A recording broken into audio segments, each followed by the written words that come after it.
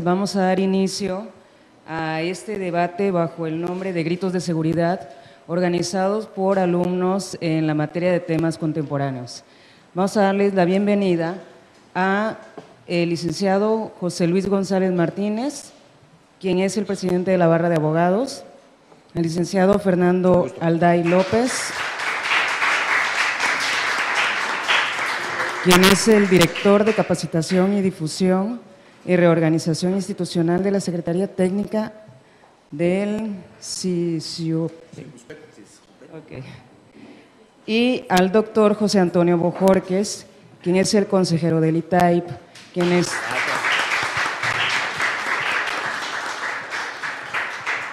nos acompañan como participantes para dar inicio al debate, y a su vez agradecemos su valiosa participación a la licenciada Rocío Jiménez, quien va a fungir como moderadora para llevar a bien este evento. Muchas gracias a todos por su asistencia y por favor vamos a mantener los teléfonos celulares en silencio o apagados, ¿ok? Muchas gracias.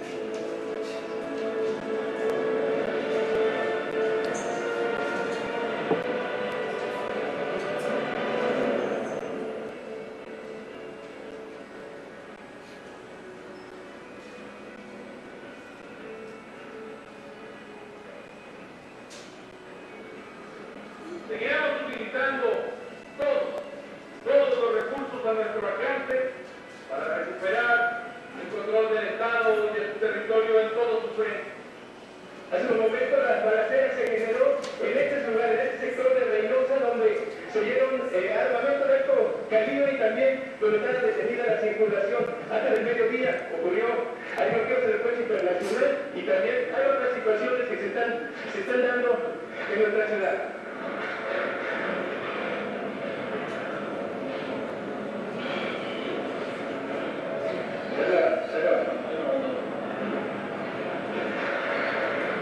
continúan, lo que usted escucha son disparos de arma de fuego calibre de fusil y también hay sonidos más fuertes aún de lo que está ocurriendo en esta frontera reinosa.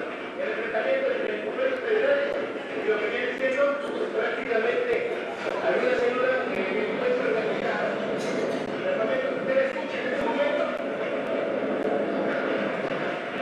es un enfrentamiento de fuerzas federales y delincuencia organizada.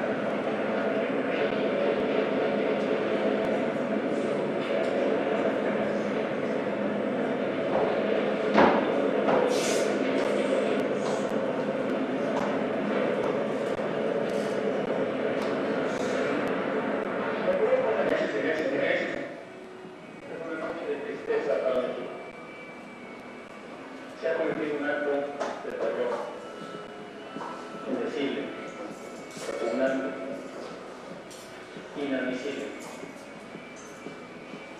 en contra de quienes se encontraban en un centro de esparcimiento en la ciudad de Monterrey, en Nuevo León. Es un acto sobre el que expresamos nuestro profundo pesar, nuestras condolencias. Quiero decirle esta noche a los mexicanos que estos actos indecibles de terror no quedarán impunes, que se perseguirá, que se detendrán a los culpables, que pagarán por este delito sin nombre, sin moral y que es inaceptable. Que como lo ha ocurrido con otros delincuentes que operan en la zona y que han cometido actos de barbarie, también estos en esta ocasión serán puestos ante la justicia y pagarán por sus crímenes.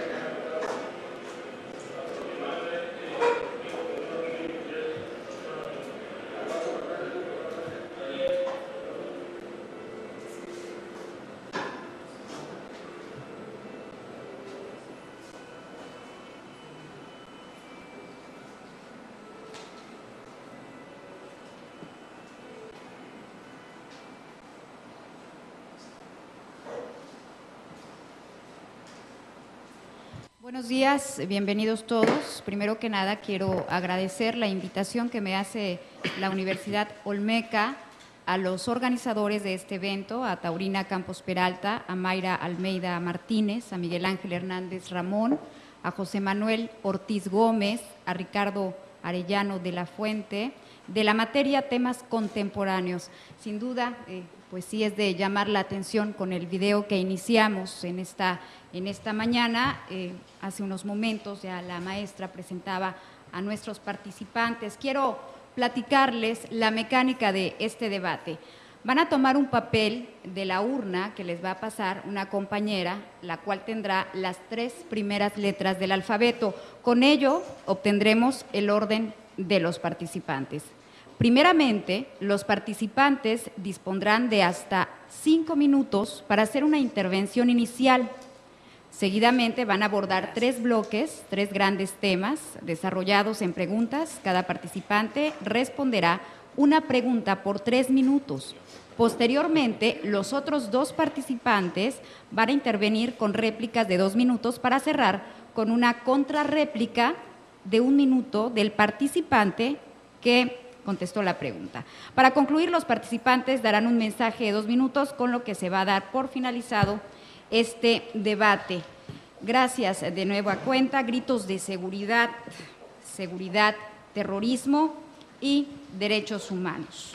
Quiero también pues platicar algo de lo que han hecho en su carrera cada uno de los ponentes. Me dan currículums muy extensos, de verdad me da mucho gusto estar pues conviviendo con ellos y obtener conocimiento acerca de la materia que cada uno desempeña. Primero que nada quisiera platicarles del maestro Fernando Alday López Cabello. Él es licenciado en Derecho por la Universidad Autónoma de Guadalajara, Campus Tabasco, especialista en Derecho Penal por la Universidad Autónoma de Guadalajara, Campus Tabasco, maestro en Derecho Procesal Penal Acusatorio por la Universidad Autónoma de Guadalajara, doctorando en Derecho por la Universidad Olmeca de Tabasco. Actualmente se desempeña como director de Capacitación, Difusión y Reorganización Institucional de la Secretaría Técnica de la Comisión Interinstitucional para la Implementación del Sistema de Justicia Penal en el Estado de Tabasco. Ha ocupado cargos en la Procuraduría General de Justicia del Estado, adscrito a la Dirección de Averiguaciones Previas Centro y en la Unidad de Asuntos Jurídicos de la Junta Estatal de Caminos. Eventos académicos. En el presente año ha participado en los siguientes eventos: Quinto Foro por la Seguridad y la Justicia, Foro de Consulta Ciudadana, Seguridad Pública y Procuración de Justicia, entre otros. Tenemos también, quiero dar la bienvenida al licenciado José Luis González Martínez, quien es licenciado en Derecho por la Universidad Juárez Autónoma de Tabasco, generación 1980-1985. Él cuenta con diplomado para ingresar como agente del Ministerio Público del Fuero Común, impartido por el Centro de Capacitación Técnica y Profesional de la Procuraduría General de Justicia del Estado. Diplomado en Derecho Electoral por el Instituto Electoral y de Participación Ciudadana de Tabasco y la Barra Tabasqueña de Abogados en 2011. Es doctorante en Derecho por la Universidad Nacional Autónoma de México, en convenio con la Universidad Olmeca. Actualmente es miembro editorialista del periódico Olmeca Diario, con la columna El Espíritu de las Leyes, que se publica todos los viernes. Fue creador y titular del órgano interno de control de la Secretaría de Educación del Estado de Tabasco de 2004 a 2010. Ha impartido más de 200 pláticas, cursos, talleres y conferencias sobre combate a la corrupción en los 3 niveles de gobierno en todo el Estado. Fue galardonado por la Barra Tabasqueña de Abogados, Colegio de Abogados, AC, con la presea Antonio Ocampo Ramírez en el año 2009, en reconocimiento a su trayectoria profesional y contribución a la cultura jurídica. Es presidente de la Barra Tabasqueña de Abogados, Colegio de Abogados AC, para el periodo 2010-2013 y actualmente fue electo para el mismo cargo para el periodo 2013-2016, entre otras muchas actividades que también ha desempeñado. Saludo también con mucho gusto en esta mañana a José Antonio Bojorquez Pérez Nieto. Él es doctor en Administración Pública y maestro en Economía y Gobierno por la Universidad Anáhuac, en el Estado de México. Licenciado en Derecho por la Universidad Olmeca, en el Estado de Tabasco, donde es profesor de Derecho a la Información y Gobierno Abierto. Diplomado en Introducción al Derecho a la Información de la OEA y diplomado en Gobierno Electrónico de la CEPAL. Consejero propietario del Instituto Tabasqueño de Transparencia y Acceso a la Información Pública, el ITAIP. Anteriormente se desempeñaba como director jurídico consultivo de este mismo órgano garante. Coordinador del libro La Promesa del Gobierno Abierto 2012, prologado por el secretario general de la OEA. Sus investigaciones de posgrado abordan temas sobre acceso a la información pública y protección de datos personales. Coordinador de la región sur de la Conferencia Mexicana para el Acceso a la Información Pública, COMAIP, para el periodo 2012-2013. Buenos días a los tres. De nueva cuenta, gracias a todos por estar presentes.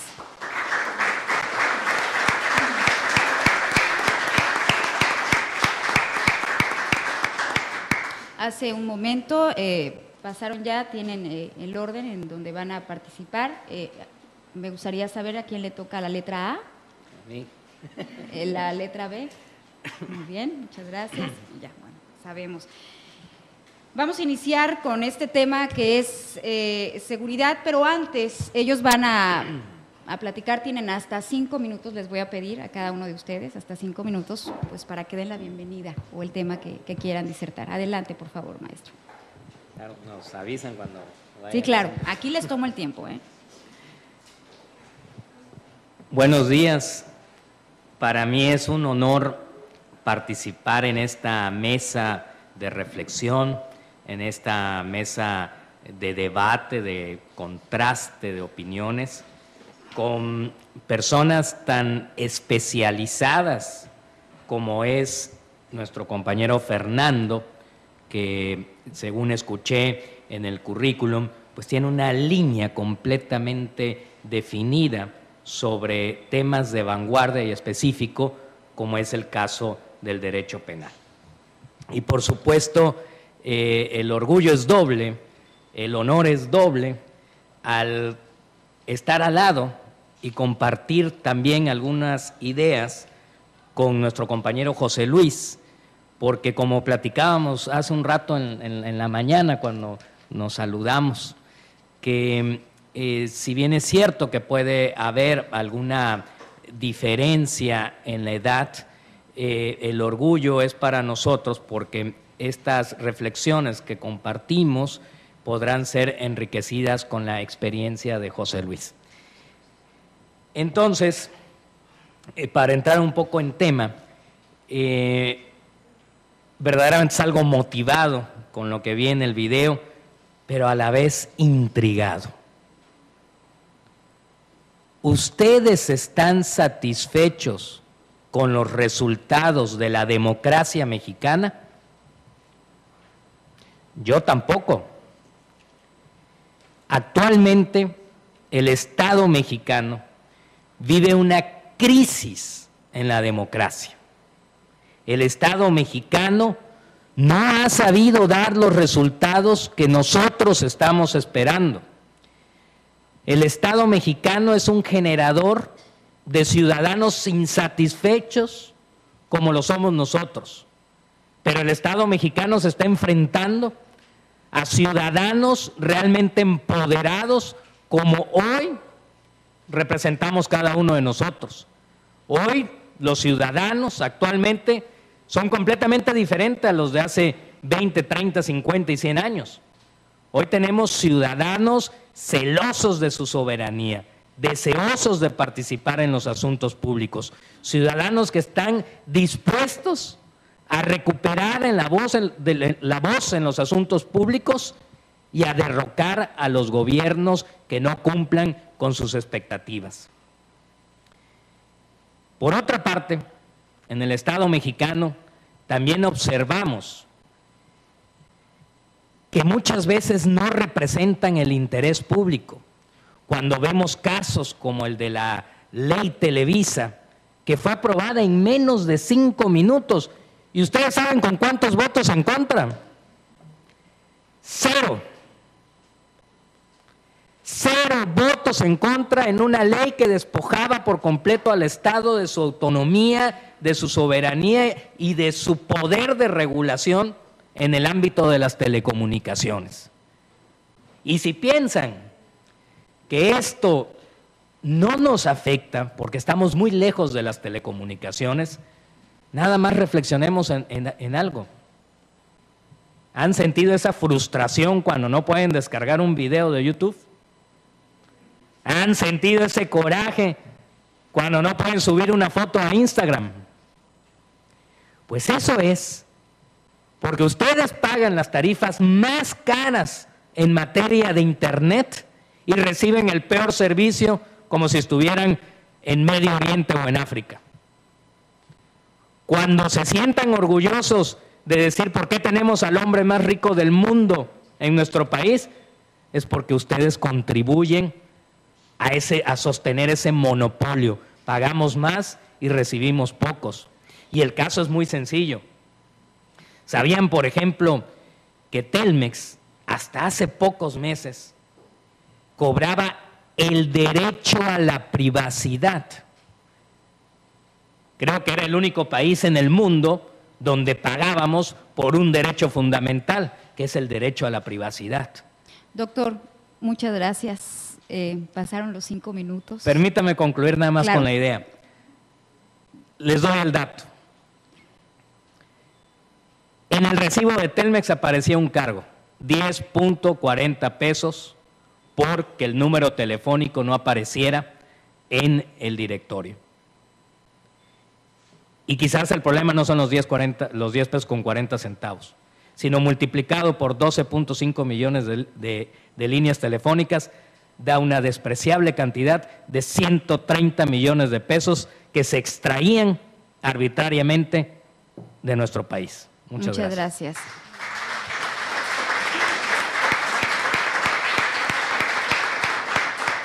Licenciado Fernando Alday López Cabello. Buenos días. Antes que nada, agradecer la oportunidad de compartir este espacio con personalidades, diría yo, intelectuales del derecho y de cuestiones de administración pública y en general, pues de temas, como dice la materia, temas de actualidad, temas relevantes, temas que nos importan a todos.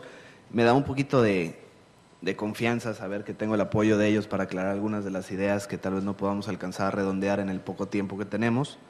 Y digo poco porque me gusta hablar mucho y mis alumnos lo saben.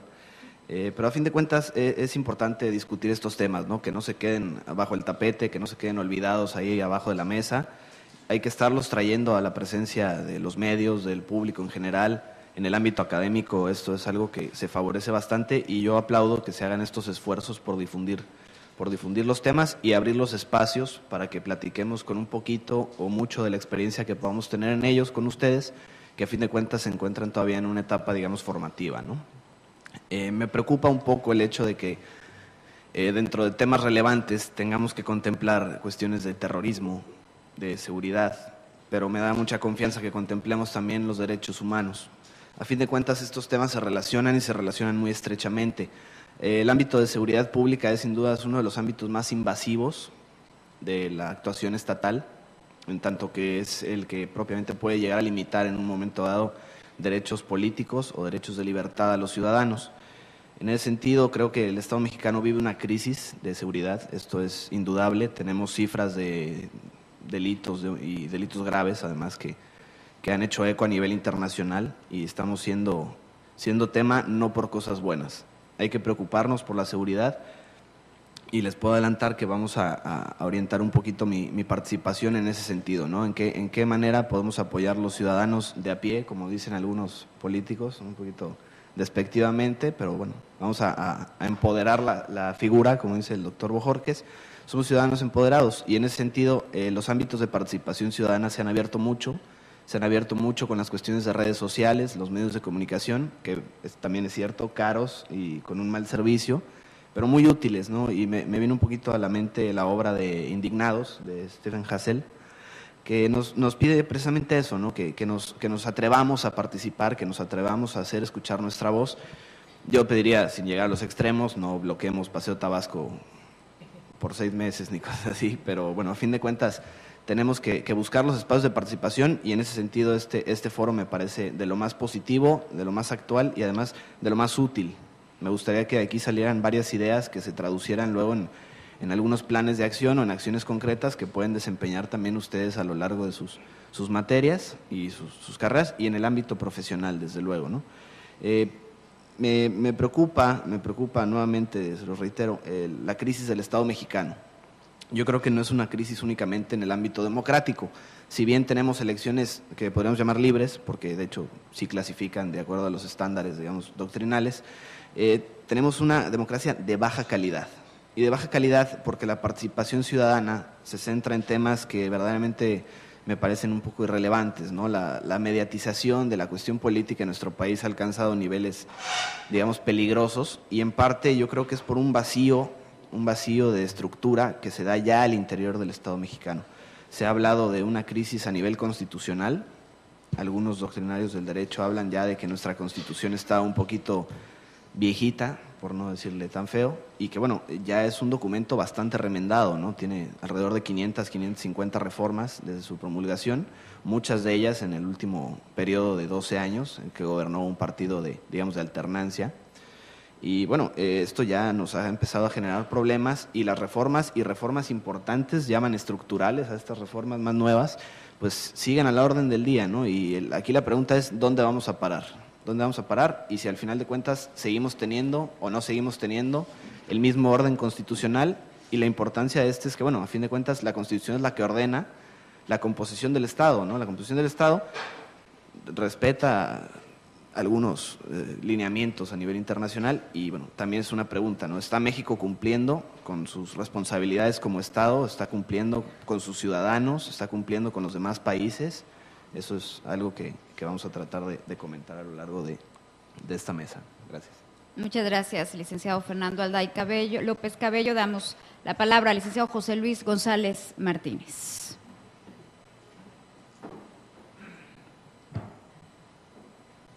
Buenos días a todos.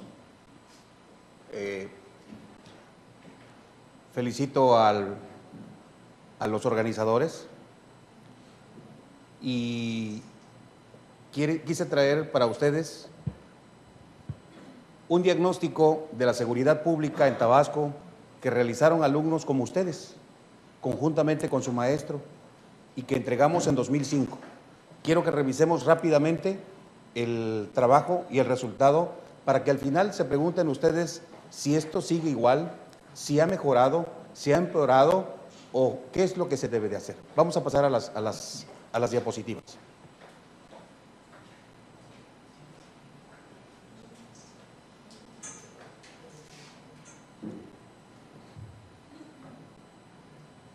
Se hizo en una muestra aleatoria, 1.200.000 habitantes en ese momento, sobre 1.200 personas en todo el estado de Tabasco, 53% masculino, 47% femenino. Edad promedio de los encuestados, ahí los ven ustedes, de 18 a 20 años, 21 a 23, 24 a 27, 28 a 30, 31 a 45, 46 o más. Religiones que profesan, 706 católicos, 75 evangélicos, 57 testigos de Jehová, 66 mormones, no veo bien ahí cuántos cristianos, pero en fin, vean ustedes los estudios realizados que tenían cada uno de los que fueron encuestados, el nivel de primaria, secundaria, preparatoria, licenciatura y otras especialidades. Aquí van las respuestas. Si checamos, ¿cuántos fueron víctimas de un delito de los encuestados?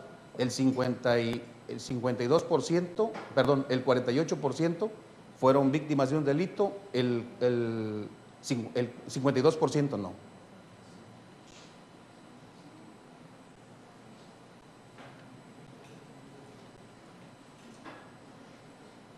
Los que denunciaron el delito fueron menos, más, y los que no denunciaron fueron 443 de los encuestados. De los delincuentes resultaron ser 228 conocidos, los 725 dijeron que eran desconocidos y 245 dijeron que eran algunas autoridades. La principal causa de delito fue falta de prevención, 130, falta de vigilancia policíaca, 434, desempleo y crisis económica, 373, falta de servicios públicos, 111. En los últimos 12 meses, la cantidad de delitos en Tabasco dijeron 727 que aumentó, 161 que disminuyó y 310 dijeron que se mantuvo igual. Los responsables de la inseguridad en Tabasco, de acuerdo a esta gráfica, ahorita vemos, dijeron que quiénes son los responsables, en su gran mayoría las industrias de bebidas alcohólicas, el 35% respondió eso.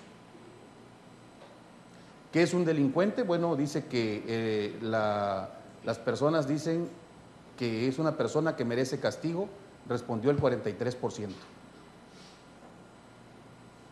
Para mejorar la seguridad pública se requiere, dijeron, el 24%, fomentar valores en la familia, participación ciudadana organizada, dijeron 177, apoyos económicos de la iniciativa privada 30, construir más centros de reeducación social 40, generar empleos fue el 51%. Las leyes son algo imposible de obedecer, algo que debe de respetar y cumplir, dijeron los 876, algo inservible, dijo el resto. ¿Cuántos conocen sus derechos y obligaciones como ciudadano? Dijeron que 809 sí y 389 no. ¿Es conveniente hacerse justicia por propia mano? Dijeron 396 que sí y 802 dijeron que no. ¿Confían en las autoridades que salvaguardan el orden público? La mayoría dijo que no. El 66% en ese momento dijo que no, y estos son los delitos que sobresalieron. Y así se los dejo ahí solamente como una reflexión para que entremos verdaderamente al debate. Muchas gracias. Gracias al licenciado José Luis González Martínez. Pues vamos con el primer tema, iniciando con el doctor José Antonio Bojórquez Pérez Nieto, a quien le hacemos la siguiente pregunta. ¿Es suficiente el presupuesto actual para contar con fuerzas de seguridad debidamente entrenadas y capacitadas para hacer frente a la delincuencia?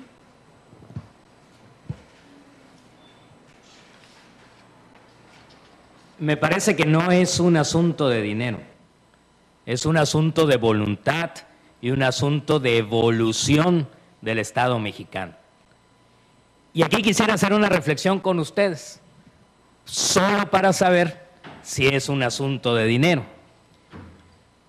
¿Sabían ustedes cuál es el ingreso mensual de los ministros de la Suprema Corte de Justicia de la Nación? ¿Tienen una ligera idea de lo que le cuesta a este país mantener a quienes interpretan la Constitución? Es una cantidad risible. 500,000 pesos mensuales por cada ministro de la Suprema Corte de Justicia de la Nación. Ganan más que el presidente de los Estados Unidos, Barack Obama. Y creo que el nivel de asuntos que resuelven, nada es comparable con lo que el presidente Barack Obama verdaderamente tiene en su escritorio día a día. Y ahí es donde entra la pregunta y la insatisfacción ciudadana. No estamos cuestionando si ganan poco o si ganan mucho, sino solamente estamos cuestionando a dónde se van los recursos públicos de este país. ¿Qué es prioridad para este país? ¿Pagar los servicios de un ministro? Seguramente aquí encontraremos muchas personas dispuestas a ser ministros por una cantidad menor. Seguramente aquí habrán personas dispuestas a luchar y a combatir la delincuencia en este país por cantidades mucho menores. Entonces, me parece que realmente es una cuestión de reorganización del Estado mexicano. El Estado mexicano parece un monstruo de 1000 cabezas, donde cada institución pública persigue sus propios objetivos, cuando debemos de tener una visión integral de país, cuando todos debemos de apuntar hacia el mismo lado. Estas cifras alarmantes que comparte José Luis, donde 48% de la población ha sido víctima de un delito, donde se observa la falta de la denuncia, de la cultura de la denuncia, por la misma desconfianza de los ciudadanos. El enemigo número 1 de este país tiene nombre. Se llama impunidad. No es dinero lo que hace falta, es combatir la impunidad. Muchas gracias, doctor Bojórquez. Escuchemos ahora al licenciado Alday. Gracias. Efectivamente, comparto alguna de las opiniones del doctor Bojórquez. Y yo creo que, si bien no es una cuestión de dinero, lamentablemente el dinero, han dicho algunos economistas, es lo que hace girar al mundo y no el amor, aparentemente. Y además, tampoco hay ni dinero ni amor en nuestras instituciones de seguridad. Los policías tienen los niveles de confianza más bajos, solamente superados, imagínense, por los partidos políticos en nuestro país. Y las instancias de seguridad nacional, como el Ejército y la Marina, tienen los niveles más altos, cuando son los que históricamente también han representado las mayores vulneraciones a derechos humanos con su operación en los temas de seguridad. No es un tema de dinero, pero el dinero influye, ¿sí? La Procuraduría de nuestro Estado vio un recorte de alrededor de 400, 500 millones de pesos, más o menos. Pasó de 1.300 millones a 700. Es un recorte bastante importante, y además el 80-90% se va en gasto corriente, o sea, en salarios, prestaciones de los servidores públicos, y oh sorpresa, son de los peor pagados de la zona. Los policías en Tabasco, tenemos muchos policías, tenemos alrededor de 11,000 policías, y son los peor pagados de la zona. La cuestión de seguridad, efectivamente, parece más una cuestión de enfoque, ¿sí? Hay que planear, hay que organizar, hay que cambiar la concepción de lo que se denomina seguridad pública actualmente por un concepto, digamos, nuevo, novedoso, de participación e inclusión de la ciudadanía, que se denomina seguridad ciudadana, ¿sí? La seguridad ciudadana involucra la recuperación de espacios públicos, la prevención del delito y temas que son mucho más actuales y que rinden mucho mejores resultados. Una policía preventiva que no previene, una policía de reacción que no reacciona, o una policía de investigación que no investiga, no están haciendo su trabajo. No están haciendo su trabajo, y la actitud y la impunidad, como decía el doctor Bojorquez, y me voy a apoyar un poquito en su tesis, la impunidad de que puedas estar ejerciendo un cargo público con una responsabilidad tan alta como un policía y que puedas estar ejerciendo y no hacer tu trabajo. Gracias, gracias, licenciado Alday. Entendemos entonces que iría de la mano el que ya no exista la impunidad, que haya una remuneración justa para cada uno de los actores, hablando de seguridad, y damos la palabra al licenciado José Luis González Martínez. Muchas gracias. Miren ustedes, estamos en un círculo vicioso. En todo el país, los policías que han sido contratados, por ejemplo, a nivel de los municipios, no tienen casi ninguna preparación de entrada. Existe una falta total de conocimiento, qué es lo que tiene que hacer en relación con la función que va a desempeñar. Porque se ha dado el sistema de que yo hago campaña y le digo a mi compadre que no se preocupe porque lo voy a contratar cuando yo sea presidente municipal. Y mi compadre de a pie o de bicicleta lo voy a contratar cuando menos de policía. No me importa si él nunca fue a la escuela, si sabe leer y escribir, si conoce y sabe a qué refiere la seguridad pública. Entonces, en este círculo vicioso, no se ha visto verdaderamente el grado de competitividad que pueda presentar un elemento humano tan importante para nuestra seguridad. Y si bien es cierto, yo considero que los policías deben estar en otro ámbito, que deben estar mejor pagados, que sí es una cuestión también de recursos económicos, también es cierto que tenemos que aprender a ser más selectivos, que tenemos que cambiar verdaderamente mentalidades, que tenemos que renovar esta parte y que tenemos que quedarnos verdaderamente con los mejores. Tenemos que entrar en una nueva etapa y no podemos nosotros retroceder en el nuevo sistema de justicia penal que nos obliga a ello. Muchas gracias. Muchas gracias. Y bueno, esta contrarréplica del doctor José Antonio Bojorquez Pérez Nieto, ya escuchábamos acerca de la impunidad, escuchamos cuestiones económicas, entendemos entonces que es cuestión de actitud de cada uno de los actores que formamos parte de este país, la solución. Bueno, ¿usted qué nos dice? Retomo el concepto expuesto por mi compañero Fernando. Cambiar el enfoque. Debemos de transitar ahora la pregunta de los cómo. En México tenemos las instituciones, tenemos los recursos, están las personas, pero ahora la pregunta es ¿cómo? ¿Cómo cumplir estos objetivos que ya están dispuestos por las leyes? Y aquí es donde el concepto de seguridad ciudadana al que hacía referencia Fernando adquiere relevancia total. Hoy nuestra democracia se transforma para convertirse en una democracia interactiva, en una democracia de colaboración entre gobierno y ciudadano para combatir los asuntos públicos, para participar y recuperar los espacios públicos. Gobierno definitivamente necesita transformarse, pasar de esa estructura vertical donde antes veía a los ciudadanos como súbditos y no como personas. Muchas gracias. La siguiente pregunta en cuanto a seguridad correspondería, entiendo, al licenciado Fernando Alday López Cabello. y habla sobre los protocolos diseñados para combatir la corrupción, que si son eficaces, que les hace falta. Ya hemos escuchado aquí dentro de las primeras participaciones algunas respuestas, pero bueno, dejamos el turno al licenciado Alday. Yo creo que para hablar de corrupción, tal vez en esta mesa sea yo el menos indicado, y no porque sea yo corrupto ni mucho menos, pero mis compañeros tienen mucha más experiencia en temas relacionados. Dentro de lo que yo he vivido, les puedo comentar que los procesos de selección de nuestro personal en instancias de seguridad han ido mejorando un poco, pero aún hay un camino importante por recorrer. Bajo el esquema del nuevo sistema de justicia penal, y perdón que tome un camino conocido, hemos empezado a desarrollar las instancias del servicio civil de carrera dentro de las corporaciones. Lo hemos empezado a desarrollar a nivel idea. El problema es que yo no he acabado de darme cuenta si ya entendieron nuestros líderes, digamos, qué es el servicio civil de carrera, o no lo han entendido.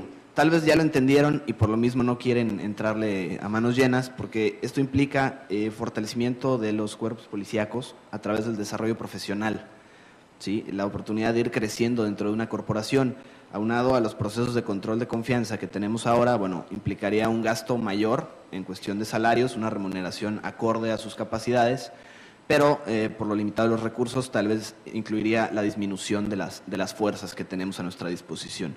La corrupción, bueno, hay ejemplos paradigmáticos a nivel mundial. Por ejemplo, el órgano anticorrupción de Singapur tiene una carrera de alrededor de 60 años y han identificado que los temas más relevantes en cuanto al combate a la corrupción es sin dudas la voluntad política. Tenemos la necesidad de orientar esta voluntad política a erradicar la corrupción, y no solo al interior de las instancias de seguridad. Digo, es común escuchar que en materia de salud, de educación, ahora con el caso del Bester, por ejemplo, hay una corrupción terrible en nuestras instituciones.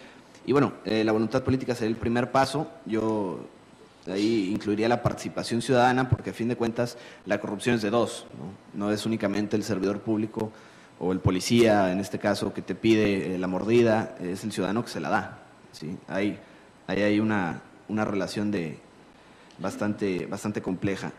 Singapur tiene un modelo bastante estable. No quiere decir que nos vayamos a traer a la gente de Singapur para que nos enseñen a combatir la corrupción, pero hay cuestiones que podemos rescatar. A nivel federal, en el sexenio pasado se impulsó mucho lo de la Auditoría Superior de la Federación, por ejemplo, la fiscalización de recursos públicos, la utilización, pero falta dar ahí con la bala de plata que nos permita, pues, al interior de las instituciones también regular nuestros procesos e identificar las áreas de oportunidad para abatir los índices de corrupción, que cabe señalar en México pues son lamentablemente bastante altos. Gracias.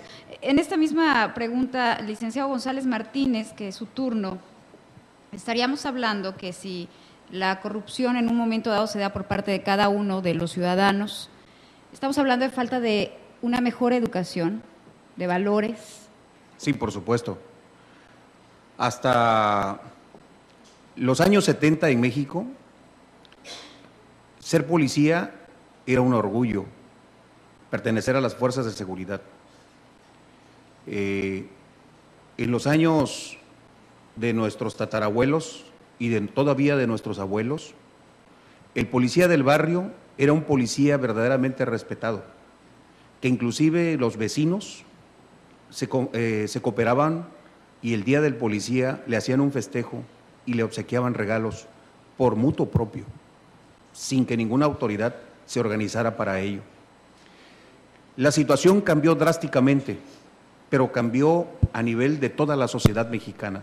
Tenemos un problema de crisis muy fuerte y eso lo tenemos que empezar a contrarrestar.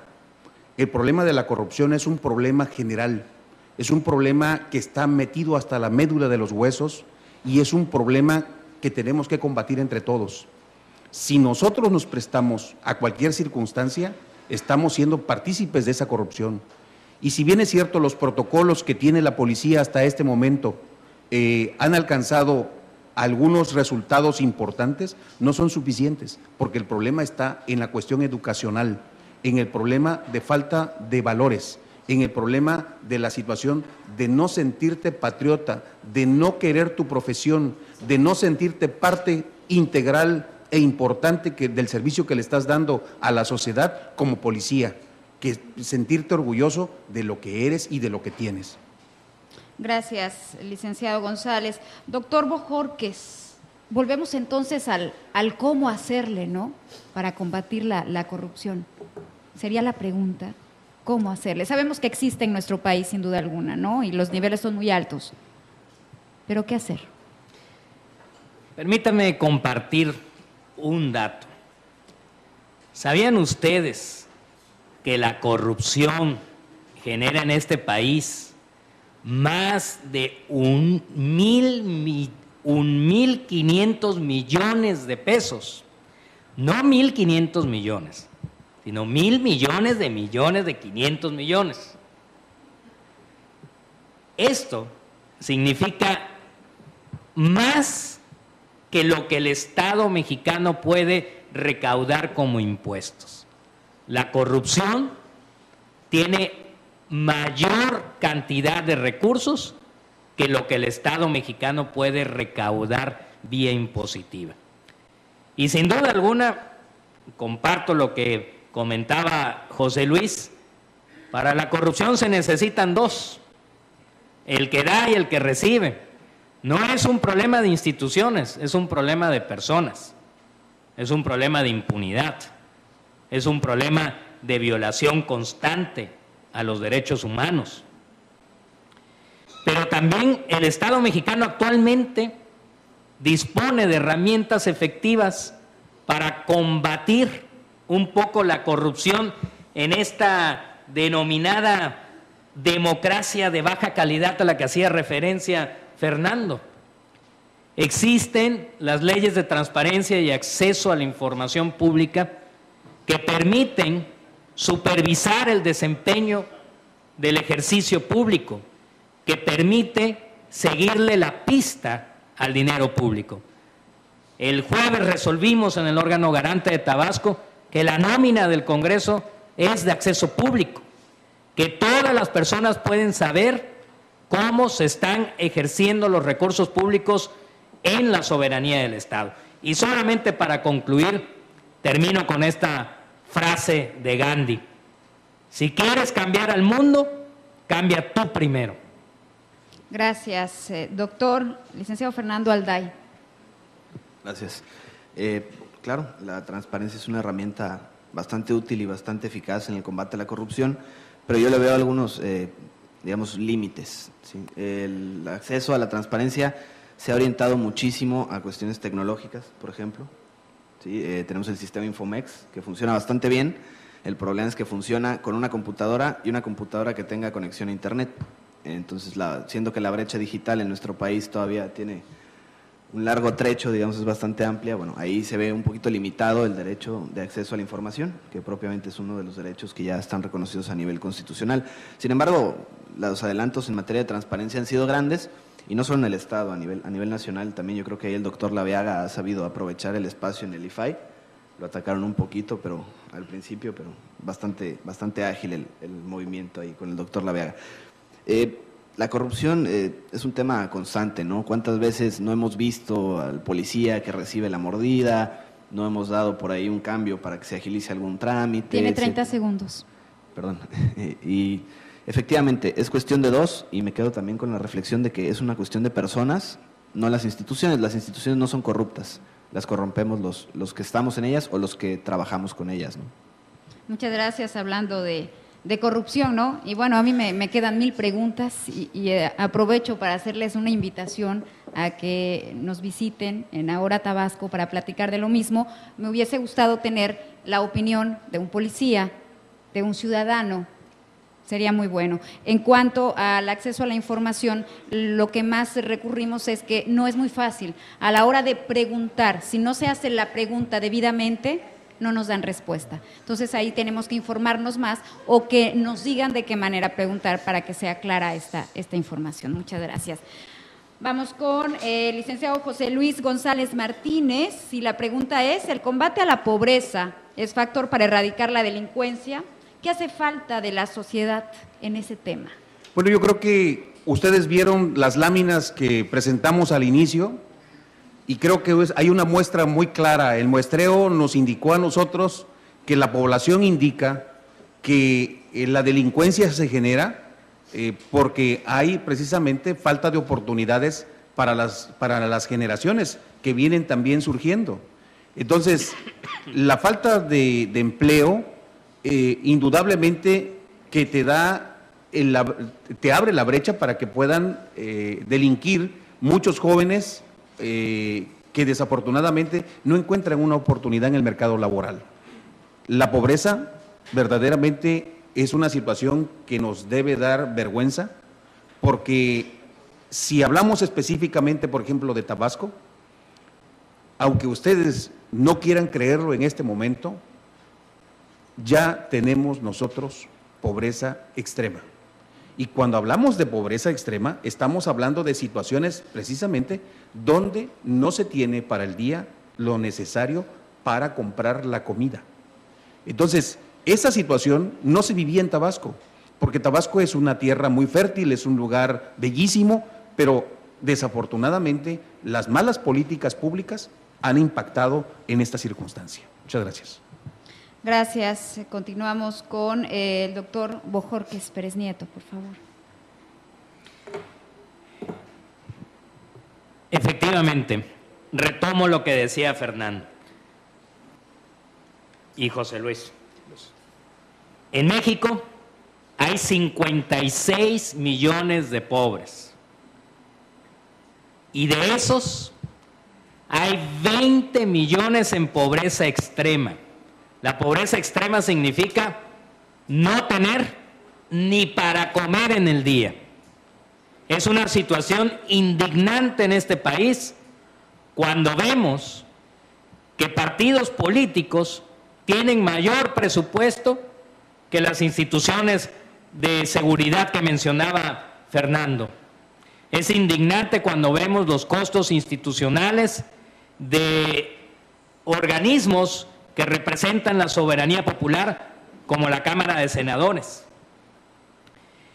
En nuestro país, el único que ha fallado es el Estado. El Estado es el facilitador para crear las condiciones de competencia e igualdad que señala la propia Constitución. No estamos pidiendo que nos regalen nada, estamos pidiendo que recibamos una educación de calidad, estamos pidiendo que tengamos un peso mexicano fuerte, estamos pidiendo que pueda abrirse una empresa en un día, no en 3 meses, en un día como sucede en Canadá.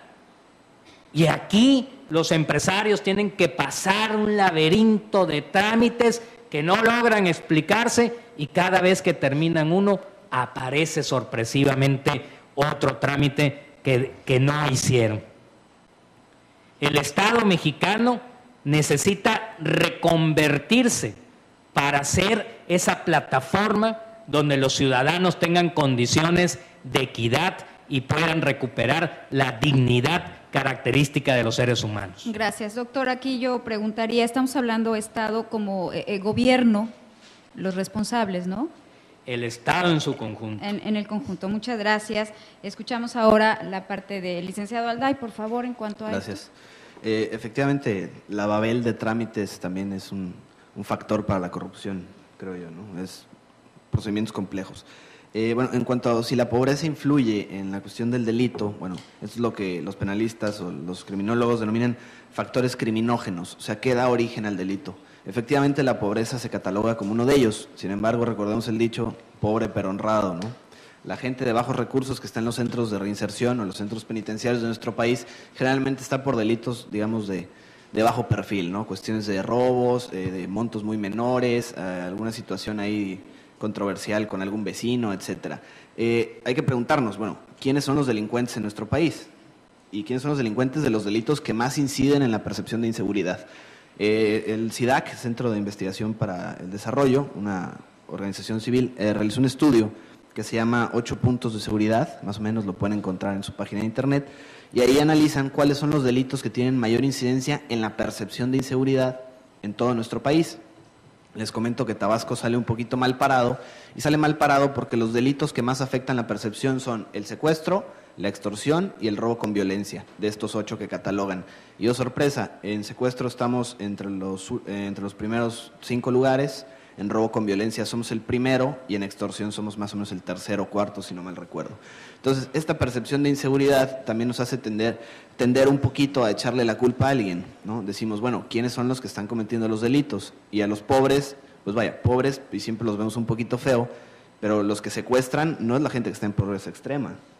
Los que extorsionan no es la gente que no tiene para comer un día, porque no tienen ni para ponerle el crédito al celular para hablarte y hacerte una llamada de extorsión.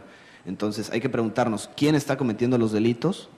Porque definitivamente, bueno, los pobres, no es justificación ser pobre para cometer un delito, pero yo creo que no son ellos, ¿no? Si la pobreza bien incide, son otro tipo de delitos que no deberían de generar estas percepciones o estos niveles de percepción de inseguridad. Muchas gracias, licenciado. El gobierno federal en la cruzada contra el hambre y que desafortunadamente se desvían, sabemos, se van desviando recursos, sobre todo cuando se aproximan elecciones, ¿no?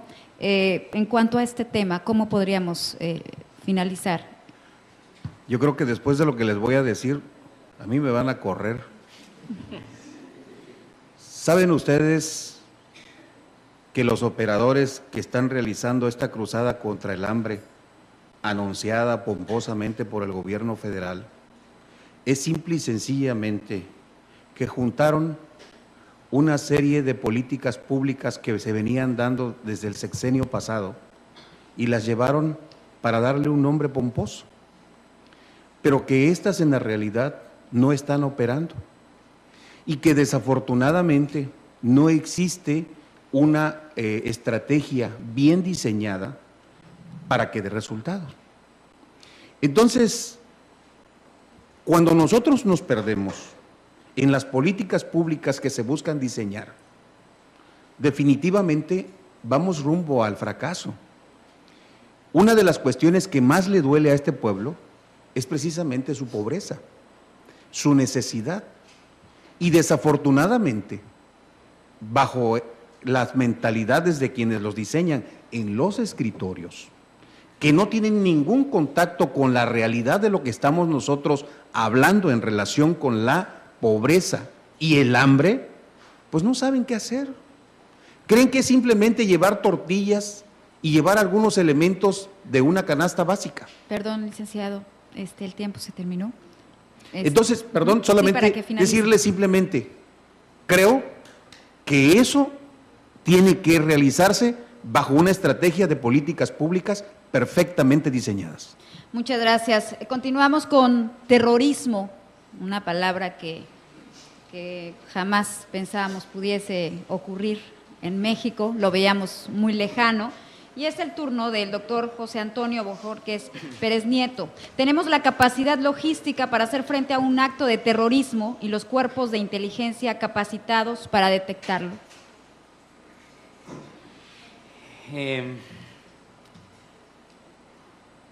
Quisiera dividir esto en dos. Por una parte, la capacidad institucional. Parece que el Estado mexicano sí tiene algunas herramientas de apoyo para poderle hacer frente al terrorismo como acto material. Sí tendría la capacidad a través del ejército, de los cuerpos de seguridad, de las policías, para poder atender cualquier estallido. Sin embargo, tengo mis dudas respecto a esa capacidad del Estado para perseguir y agarrar a los posibles terroristas. Si estamos ante un Estado donde la regla general es la impunidad, donde el 2% de los delitos alcanzan a ser castigados, no me imagino a un empequeñecido Estado mexicano actuando ante células organizadas y sofisticadas del crimen organizado mundial, regional, nacional, como pueden ser los grupos terroristas. Los grupos terroristas usualmente, según ellos, defienden alguna causa, algo con lo que están en desacuerdo. Cuando se siente un grupo étnico, un grupo de la sociedad insatisfecho o segregado de la sociedad segregado por el propio gobierno. Y ahí es donde volvemos a replantear la pregunta. ¿Dónde está el origen? ¿Dónde está la causa de que existen estas inconformidades y se lleven al extremo y a la vía alterna a lo que ofrece un Estado democrático para solucionar cualquier diferencia? El terrorismo no es un acto que abandera solamente la causa aparente que defienden estos grupos subversivos. El terrorismo afecta transversalmente a otros derechos humanos. Esos actos como los que vimos en los atentados en Boston afecta la seguridad pública, afecta el desarrollo económico, afecta la integridad de las personas, indigna al mundo completo. Y para cerrar, solamente quiero citar lo que opinaba Juan Pablo II del terrorismo. El terrorismo nace del odio, se basa en el desprecio de la vida del hombre y es un auténtico crimen contra la humanidad. Muchas gracias, doctor. Licenciado Fernando Alday. Gracias.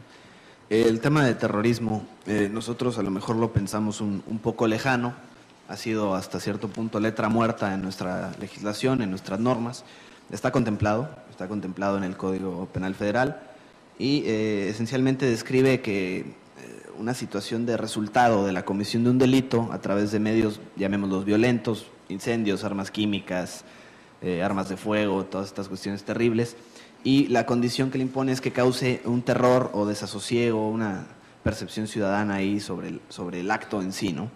Escuchábamos en el video, veíamos más bien al licenciado Alejandro Poiré cuando calificaba de terrorista el acto de la quema del Casino Royal, me parece que se llamaba en Monterrey, y en parte coincido con él y les voy a cambiar el término.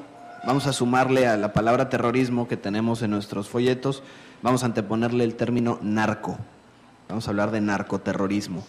A mí me parece que causa alarma social cuando encuentran cuerpos decapitados, cuerpos colgados de puentes, camionetas con 8 o 12 cuerpos, como sucedió hace unos meses en Veracruz. Me parece que estas actividades de los grupos y células de la delincuencia organizada efectivamente están causando en la sociedad, en el pueblo, cierta incomodidad, y cierta incomodidad que se traduce en una percepción de inseguridad, en este desasosiego, en vivir con temor. ¿Sí? No sabemos, el video de las zonas del norte, no sabemos en qué momento nos toca una balacera, un levantón, nos llaman para extorsionarlos, etcétera. Yo creo que hay que empezar a aplicar la legislación que tenemos en materia de terrorismo, es decir, utilizarla como un mecanismo para agravar las penas. Si bien del 2% de los delitos, como comentábamos, hay una cifra negra importante en la percepción de los delitos, pero vamos a hacer una utilización efectiva de nuestro marco legal, y si podemos calificar un hecho relacionado con la delincuencia organizada como terrorismo, pues vamos a hacerlo, porque si ya tenemos la ley, yo creo que hay que aplicarla, ¿no? Y hay que aprovechar este instrumento y no dejarlo como letra muerta. Muchas gracias, licenciado Fernando Alday. Licenciado José Luis González Martínez, adelante. Gracias. ¿Por qué se da la iniciativa del 2008 y esa gran reforma constitucional para buscar cambiar a un nuevo sistema de justicia en México? Porque el sistema de justicia penal con el que nosotros hemos venido transitando durante muchos años, después de la conquista y después de la independencia, pues prácticamente estaba agotado. Un sistema inquisitorio totalmente, que ya no da para más. Y estamos insertos en ese cambio en Tabasco. Pero dentro de esto, también hay una enorme responsabilidad de los cuerpos de seguridad pública. Y aquí, cuando me preguntan, ¿tenemos la capacidad logística para hacer frente a un acto de terrorismo? En términos generales, sí sé que hay cuerpos de seguridad especializados, pero son muy pocos. En su gran mayoría, sería muy difícil que los cuerpos de seguridad verdaderamente tuvieran la capacidad para hacer frente a un acto terrorista en cualquier parte del país. Porque como les dije yo al inicio, cuando comencé a platicar en relación a los cuerpos de seguridad, lo que menos hay, desafortunadamente, sobre todo en los estados de la República, es capacidad, conocimiento académico, práctico, logístico, para poder aprender o para tener esa capacidad de respuesta. Entonces, me parece a mí muy arriesgado hablar en ese sentido de que podamos tener verdaderamente una capacidad total de respuesta. Yo no encuentro todavía a la policía mexicana capacitada totalmente para ello. Muchas gracias. Es su turno, por favor. Definitivamente el terrorismo tiene como propósito fundamental generar miedo en la sociedad. Pero estas células, estos grupos que actúan defendiendo sus propias causas, en este mundo globalizado, sus efectos se propagan y atacan a otros países, a otras regiones, como pretexto para lograr sus infames objetivos. Los grupos de terroristas no se quedan exclusivamente en la zona donde tienen el problema.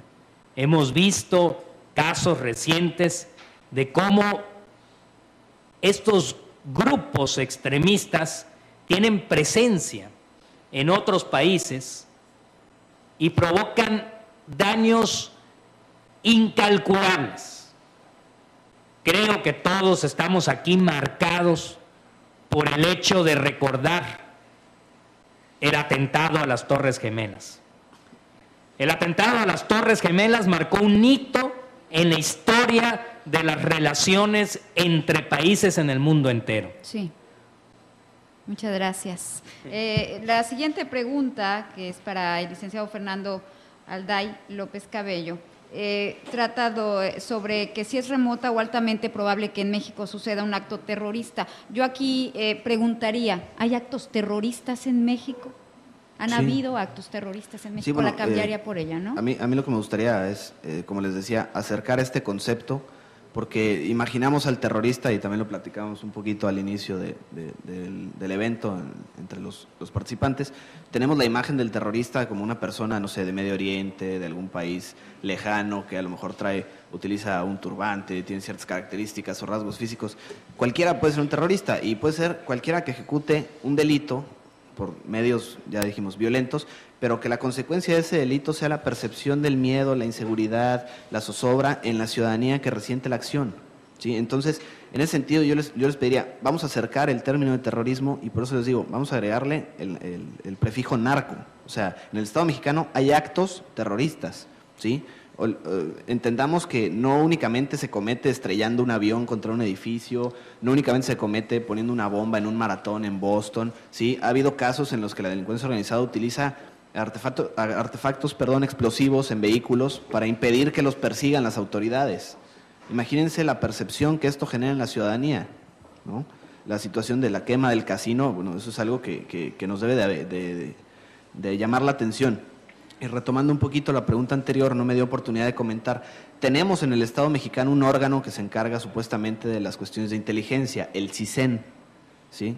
El CISEN acaba de ser noticia, aparentemente por la nómina de lo que cobran los funcionarios que ahí laboran, pero hay otro problema. El CISEN en los últimos 2 sexenios se convirtió de un órgano de inteligencia que brindaba servicios en materia de seguridad a un órgano nosotros le llamamos en el ámbito de poner sábanas. Poner sábanas es escuchas telefónicas a dispositivos de comunicación móviles.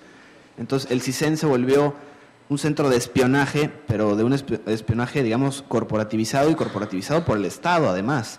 Todas las comunicaciones que han escuchado en las noticias grabadas entre gobernadores, exgobernadores, etcétera, muchas veces surgen de conversaciones telefónicas que eran recabadas por esta instancia. Entonces, estamos distrayendo recursos que supuestamente se deben de utilizar para cuestiones de seguridad nacional, para convertirlos en temas políticos o mediáticos, y me parece que en ese sentido el Estado mexicano es bastante vulnerable, y no por países de Medio Oriente o el Oriente Lejano o próximo, como le quieran decir, sino por los propios grupos de delincuencia organizada que operan en el país, que hay que, hasta cierto punto, estar agradecidos, diría yo, y no una cuestión de que les debamos algo, de que no han llevado esta guerra que se dio en el sexenio pasado a mayor escala. Si bien hubo cerca de 60,000 muertes en la última administración y en esta ya vamos cerca de las 2,000, 3,000 me parece, si no es que un número mayor, bueno, no ha llegado a niveles de otros países como Colombia en su peor estado, que vaya, hay que estar pendientes de eso y no permitir que lleguemos a eso también, ¿no?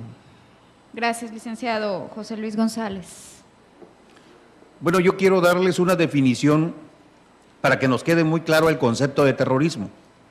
Según la definición que nos da el doctor Raúl Carrancay Rivas, el terrorismo se define como la dominación por el terror. Es un medio de lucha violenta practicada por una organización o grupo político contra el poder del Estado y para la consecución de sus fines, siendo el terrorista la persona que pertenece a una organización que practica el terrorismo. El terrorismo es, en síntesis, una sucesión de actos de violencia, delitos, ejecutados para infundir terror. Cuello Calón, otro doctrinario más antiguo, dice que el terrorismo significa la creación mediante la ejecución repetida de delitos de un estado de alarma o de terror en la colectividad o en ciertos grupos sociales o políticos. Entonces, efectivamente, si nos preguntan a nosotros si nosotros tenemos o hemos padecido terrorismo en México, indudable, no nos queda duda de que las organizaciones criminales lo han realizado y lo han ejecutado, y no solamente en otros territorios, también lo hemos vivido nosotros en nuestro territorio tabasqueño. Y ustedes saben positivamente que inclusive hasta por las redes sociales se ha causado una especie de alarma en la cual me acuerdo mucho que en Cárdenas ni siquiera la gente podía salir, no se atrevía a salir porque supuestamente iban a sufrir un acto de terrorismo. Muchas gracias. Y bueno, aquí recordamos en este mismo municipio la voz que corre en redes sociales, ¿no? de una escuela, el terror que sufrieron los padres de familia al saber que sus hijos estaban en peligro. Doctor, la palabra para usted, por favor. Si pudiéramos resumir en una sola palabra a qué nos referimos con terrorismo, nos quedaríamos con una sola: miedo. Ese miedo constante a la población a través de actos que atentan directamente contra la paz y la tranquilidad de una sociedad. El terrorismo también es un tema que los propios estados no han podido resolver porque cada vez más se apoya de las tecnologías. Y déjenme platicarles solo una historia. Hace aproximadamente un mes leí en el diario En El País una noticia donde presentaban que un estudiante de ingeniería de alguna de las universidades de Estados Unidos diseñó un protocolo para fabricar armas de plástico. Y estas armas se podían armar a través de imprimir las partes en impresoras de tercera dimensión. Entonces, esto abría la posibilidad de que cualquier persona con acceso a Internet pudiera descargar el manual y mandar cada pieza a que se imprimiera en la impresora 3D. Y esta arma tiene un alto potencial de causar daño, porque no son detectadas por estos arcos de seguridad que usualmente están dispersos en los aeropuertos y en algunos otros establecimientos donde los terroristas frecuentemente atacan. Muchas gracias. Gracias, doctor. Licenciado Fernando, un minuto. Entendemos entonces que en México existe terrorismo. Sí, definitivamente. Me quedo con algunas de las definiciones que aporta el maestro José Luis, y déjenme comentarles que a nivel internacional, los organismos internacionales, las asociaciones de países no han definido el terrorismo. Si bien es un tema recurrente desde los años 70, donde se platicaba ya de la necesidad de poner un límite a actos terroristas, no hay una definición a nivel internacional, y en parte esto se debe a la negativa de Estados Unidos de admitir una definición por temor a que califiquen algunas de sus políticas exteriores como actos terroristas. ¿Sí? Ahí los invito un poquito a la reflexión. Pensemos cómo Estados Unidos también comete actos que son, digamos, mal vistos o que podrían constituir delitos en el ámbito internacional. Los invito a que busquen las noticias acerca de los drones, estos aviones no tripulados con los que han estado realizando ejecuciones, incluso a ciudadanos norteamericanos fuera de su territorio.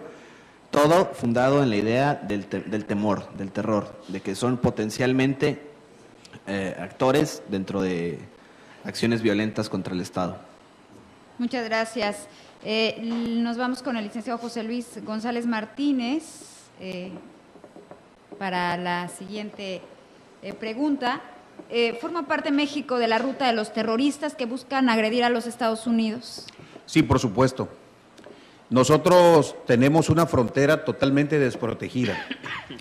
Esa frontera la he visitado en diversas ocasiones con la delegación de Migración y hemos constatado que es una frontera verdaderamente porosa, vulnerable, es un sistema de seguridad nacional que no ha sido tomado verdaderamente con las dimensiones que esto significa. Ahí entra armamento, droga, la trata de personas totalmente abierto, el secuestro. Yo visité los lugares donde a diario se cometen violaciones, ultrajan a las personas que vienen de otros países. En todo caso, muchas de ellas son asesinadas. Los que no se prestan a la cuestión del pago de la cuota también son asesinados. Entonces, mucha gente en un momento dado está sufriendo las consecuencias de esta gran afluencia humana, en la cual también quiero decirles que no solamente son centroamericanos, entran de diversos países europeos, africanos, pakistaníes, hindúes, entonces, y que buscan esta ruta totalmente abierta para poder en un momento dado llegar hacia los Estados Unidos. En muchos de los casos tampoco sabemos nosotros cuáles son las intenciones que persiguen. Y desafortunadamente esto nosotros lo hemos venido repitiendo en diversos foros, en diversos lugares donde confluyen los niveles de seguridad o que tienen que velar por la seguridad nacional de este país. Muchas gracias. Doctor José Antonio Bojorquez, se cuida mucho la frontera norte, la frontera sur es olvidada. No quiero ser mal pensada, es un negocio para el gobierno mexicano todo lo que sucede, todo lo que entra, todo lo que pasa. Y bueno, ya en el norte pues ya ahí sí, pues más cuidado, ¿no? Pero por parte del sur. Todos sabemos que estamos en un México de contrastes, en un México de desigualdades. No es asombro para nosotros saber que tenemos un norte de nuestro país completamente rico, poderoso, con mejores condiciones de vida, y un sur que aporta recursos económicos para el desarrollo de otras regiones a costas del propio empobrecimiento. Y esa mirada centralista de nuestro país ha descuidado el desarrollo en todos los sentidos de los estados del sur. No es extraño encontrar que las fronteras que dividen a nuestro país con Centroamérica sean un territorio salvaje, un territorio de nadie. Como comentaba hace un momento José Luis, que tuvo la oportunidad de visitarlos, ahí no existe inmigración, no son necesarios los pasaportes, las visas a nadie le interesa, los impuestos al comercio se quedan para otro lado. Son zonas completamente libres de tráfico, de intercambio de todo tipo de bienes, de flujo de personas. Y si esto lo ponemos en un contexto global, cuando estamos ante un mundo netamente polarizado, es factible que a través de la frontera sur pasen grupos de criminales que tienen como propósito llegar a Estados Unidos. Pero si nuestro país descuida la seguridad de sus propios ciudadanos, ¿qué podemos esperar para que atienda y resuelva un problema que, si bien es cierto, tiene como finalidad otro país, afecta directamente al nuestro? Muchas gracias. Licenciado Fernando Alday, seríamos entonces México, como se le dice, carne de cañón, para que llegue todo a los Estados Unidos. Ya no tanto la ruta, ¿no?, sino nos utilicen, se den las muertes en nuestro país y felizmente Estados Unidos consuma todas estas sustancias. Vamos a hablar de drogas, ¿no? Lo decía usted, el narcotráfico. Sí. ¿Nos utilizan? No recuerdo el autor de la frase, pero va más o menos así, que dice: pobre México, tan lejos de Dios, tan cerca de Estados Unidos, ¿no? Y efectivamente, nuestra frontera sur es un área muy porosa, los controles son inexistentes, las autoridades de migración mexicanas se dedican específicamente a recoger a un poco de inmigrantes, a aislarlos en centros de detención, porque bueno, a fin de cuentas están ahí detenidos, y a repatriarlos, a regresarlos a su país, permitiendo que dentro de 1, 2, 3, 4 meses, el tiempo que les tome reunir la suma que les piden los famosos polleros o los coyotes, y puedan volver a intentar la travesía. De ahí viene todo el traslado a bordo de la famosísima Bestia, el tren que además también está en pésimas condiciones y en los últimos meses se ha estado descarrilando, causando lesiones y muertes a los inmigrantes. Y bueno, aquí el tema no es de migración, nos interesa el control de la frontera sur por temas de seguridad.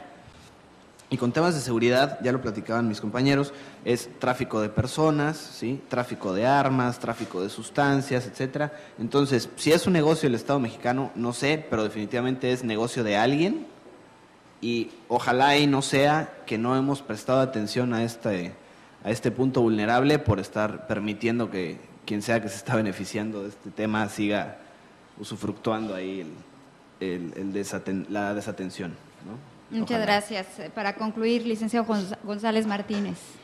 Pues miren,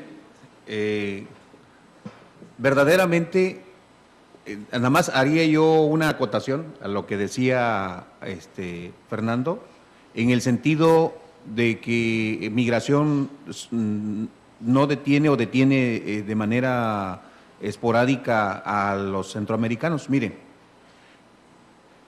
relacionado con quienes tienen la facultad para hacerlo, yo también en un momento dado me pregunté, bueno, ¿y los soldados? ¿Por qué los soldados no actúan? Bueno, checando bien todo esto, la parte legal, vemos nosotros que esto tiene que ser en coordinación de… La Policía de Migración no tiene la facultad para detener. Los soldados los mandaron a hacer un trabajo de seguridad pública que no les corresponde y hasta este momento no han vuelto a regresar a sus cuarteles, siguen en la calle, porque a quienes les corresponde constitucionalmente resolver el problema de la seguridad pública, de poder atacar este tipo de problemas, no lo está haciendo.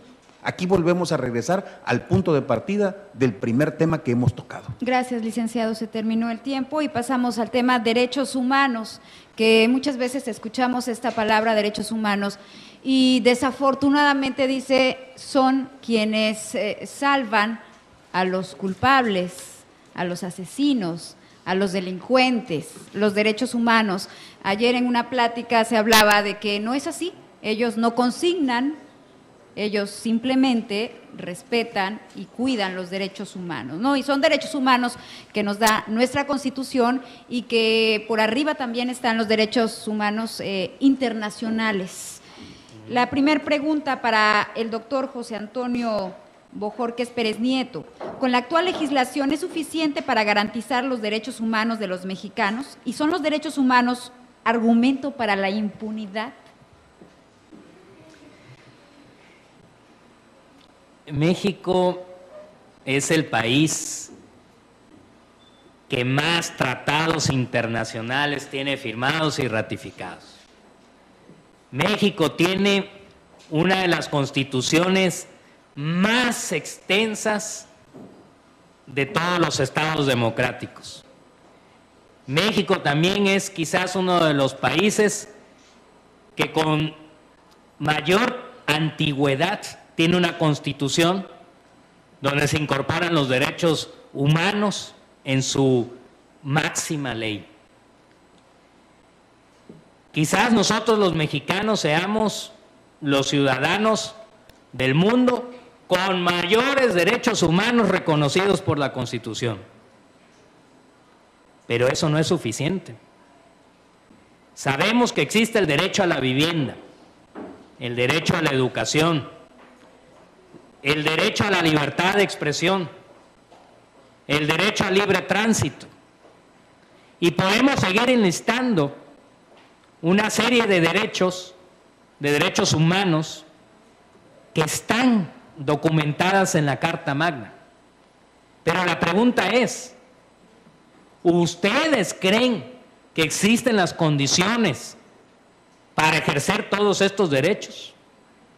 ¿Ustedes creen que este derecho a la educación se recibe con calidad por parte de los maestros, que los alumnos tienen una educación de calidad? ¿Ustedes creen que los trabajadores están satisfechos con la vivienda a la cual accedieron, a la vivienda que les proporcionó el Estado en su legítimo derecho a la vivienda? Será un poco difícil vivir en un pie de casa de 4x4. Esa es la medida del derecho a la vivienda en México. Y la medida del derecho a la educación es no tomar clases, porque los maestros están ocupados defendiendo sus privilegios en marchas y manifestaciones. Los maestros también están ocupados en cómo burlar la prueba enlace para diagnosticar sus habilidades y conocimientos. Esas son las grandes preguntas que quedan en el aire.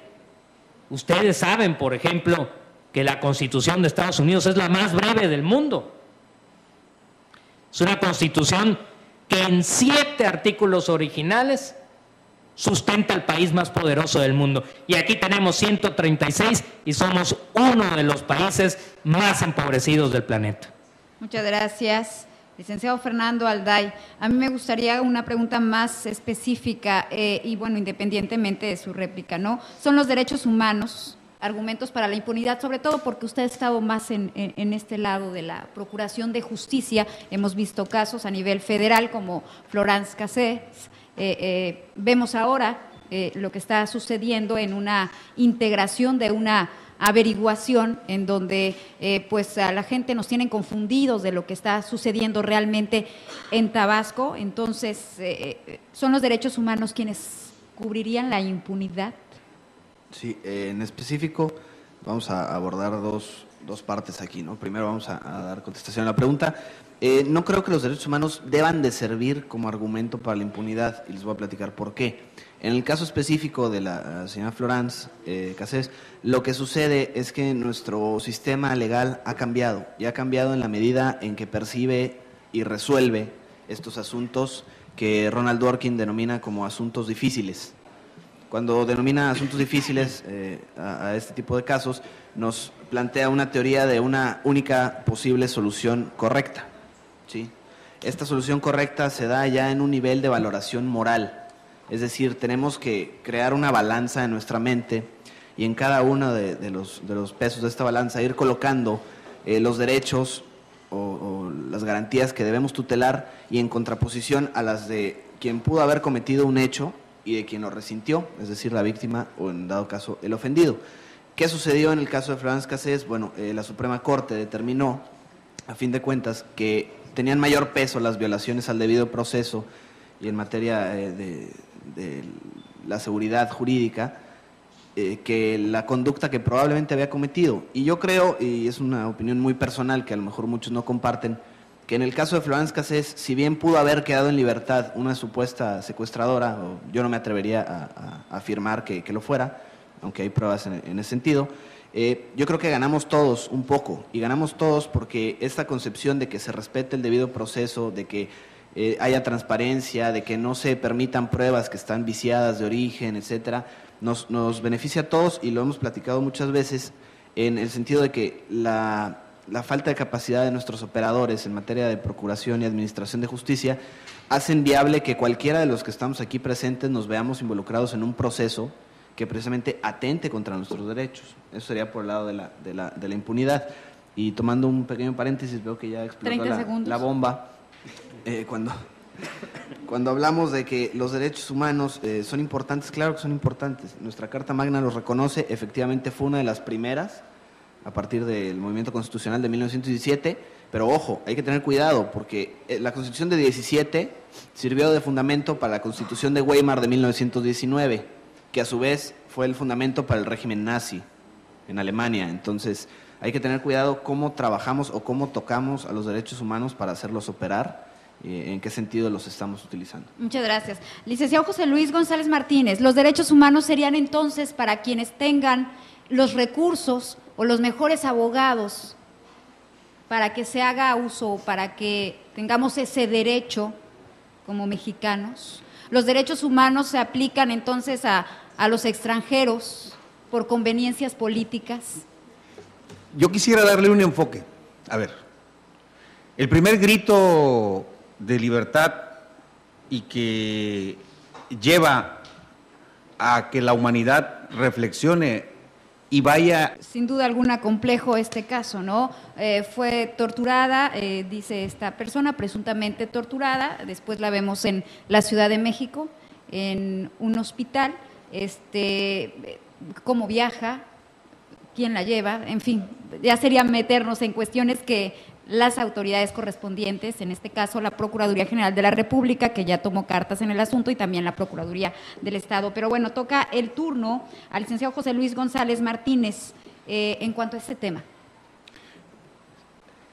Cuando hablábamos nosotros de que la policía en México no está preparada, esa circunstancia es la punta de la madeja que no deja verdaderamente que pueda haber eficiencia en sus investigaciones.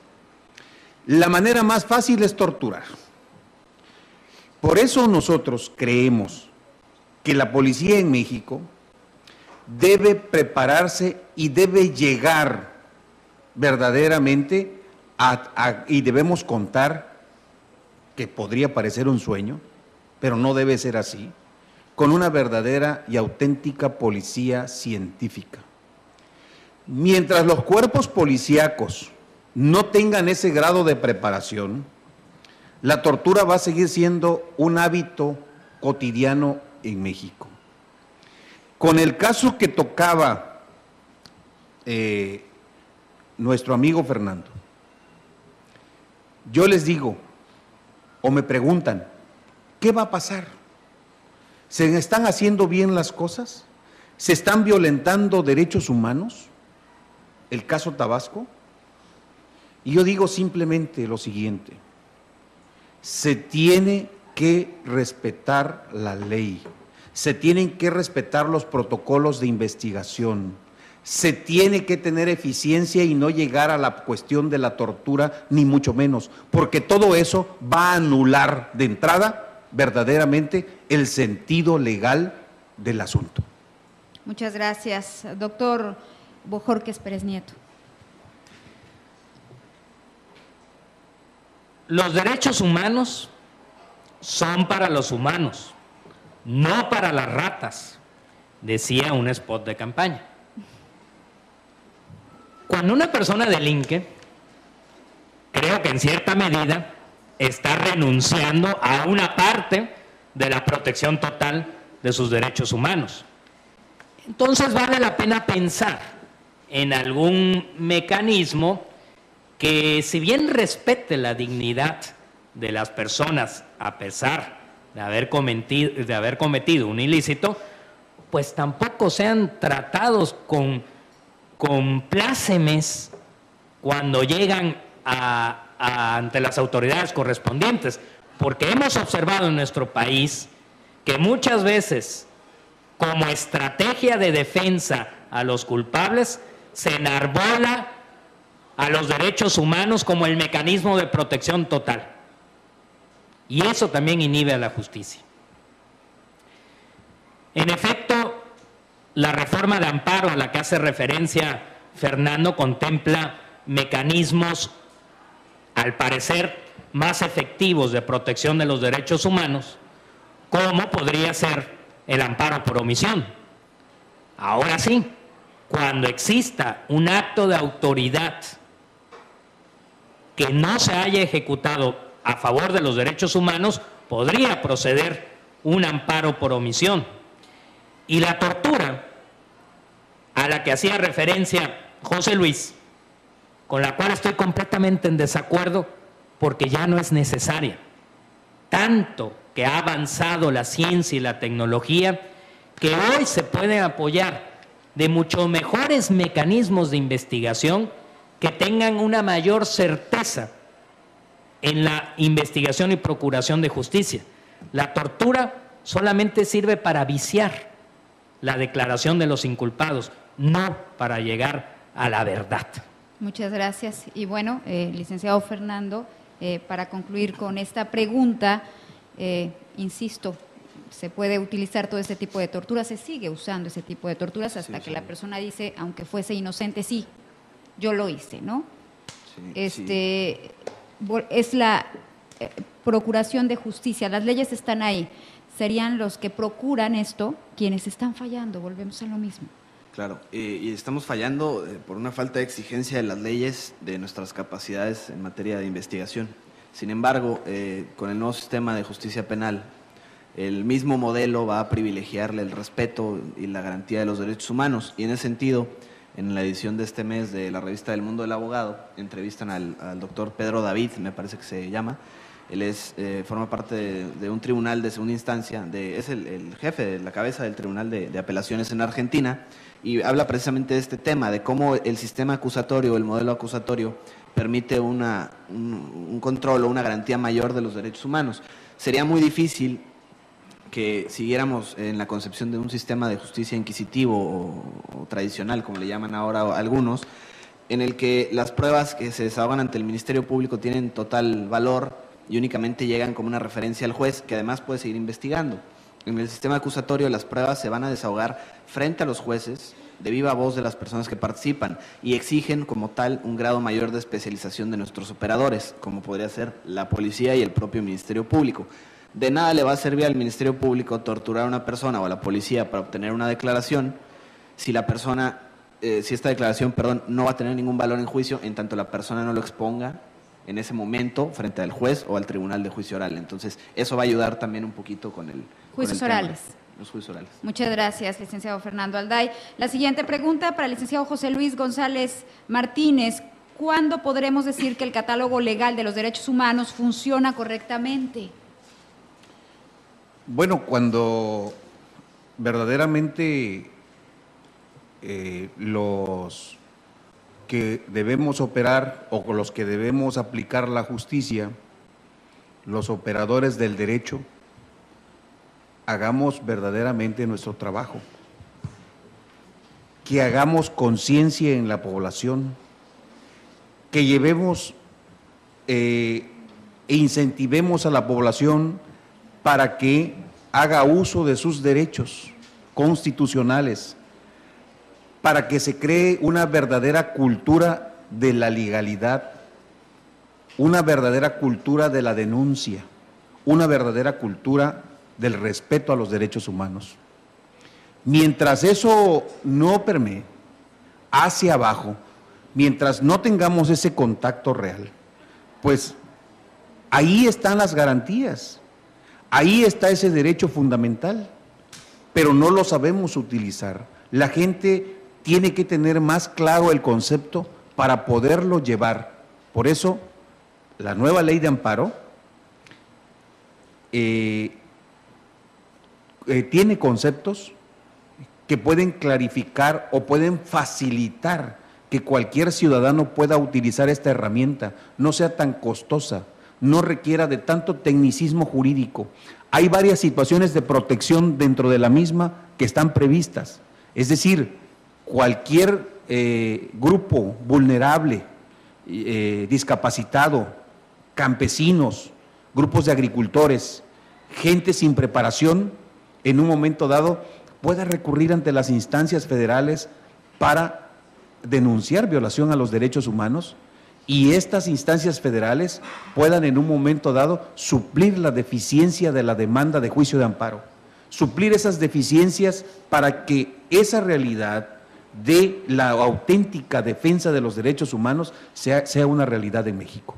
Mientras esto no se haga de esta manera, definitivamente seguiremos teniendo el problema de la violación constante, continua, dentro del Estado mexicano. Muchas gracias. Doctor Bojorquez, hace unos momentos usted decía acerca de las instancias internacionales en cuanto a derechos humanos. Para que esto se lleve a efecto en México de la mejor manera, una manera perfecta no le veo, estaríamos hablando de que seríamos o tendríamos que ser un país de primer mundo. Y trabajamos con las mismas reglas o los mismos derechos o los convenios o los tratados, pero bueno, sabemos la situación en que se encuentra nuestro país y partimos nuevamente de la corrupción, ¿no?